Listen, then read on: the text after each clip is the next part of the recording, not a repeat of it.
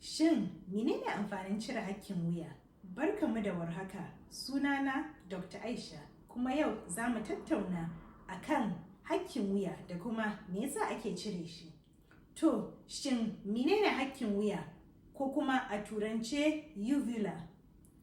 Hakkin wuya wani tsoka ne wanda yake a cikin baki wanda yake taimakawa wurin haɗiye abinci ko kuma shan ruwa, yana hana ƙwarewa.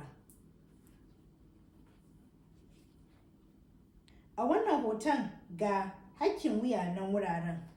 Mutane da yawa sun taso an cire masa hakkin wuya tun suna jarirai. Wannan abu an daɗe ana yin shi, kuma ana yin shi a ƙasashe da yawa. Binciken da aka yi a ƙasar Ethiopia ya nuna cewa mutane da yawa a ƙasar an cire masa hakkin wuya. Baya ga haka, binciken da aka yi a ƙasar Uganda ya nuna cewa suna yawan cire hakkin wuya don suna tsammanin yana ba su kariya daga ciwon wuya.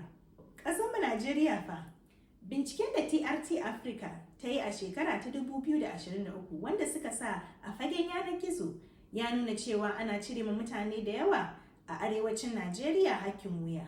Sun tuntuɓi wani wanzami suke tambayan shi, shin me yasa mutane suke ba da 'ya'yansu ake cire musu hakkin wuya? To, wani dalilai mutane da suke ba da 'ya'yansu a cire musu hakkin wuya suka bayar?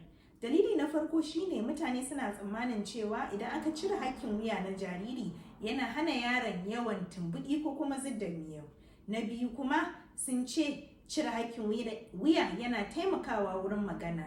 Na uku kuma shine sun ce cire hakkin wuya yana hana yara su rika ciwon wuya sosai.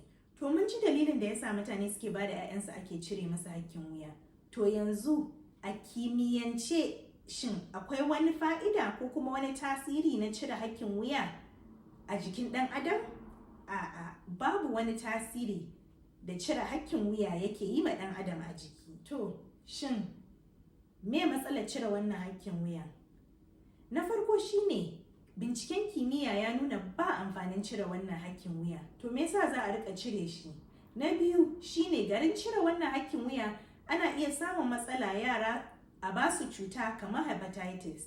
Na uku kuma wata sa'a idan aka zo cire hakkin wuya ana iya samun matsala yaro ya zidda jini sosai. Masu kallo, ina fata wannan takaitaccen bayani ya ilmantar da ku akan al'adar cire hakkin wuya.